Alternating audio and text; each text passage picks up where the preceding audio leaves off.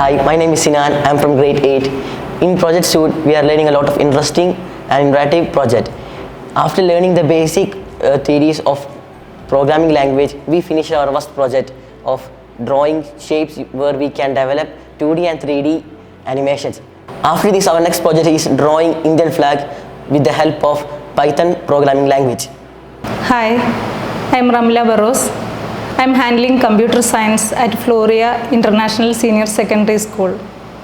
We introduced the CyberSquare project suite this year alongside a successful school level digital fest. And we are thrilled with the outcome, which exceeded our expectations. The kids are showing a very high level of interest in learning the technologies. And we are happy to contribute the knowledge to the students, which will definitely help them in their future. Hi, my name is Vaishak. I'm handling CS Project Suite in Floreat International Senior Secondary School.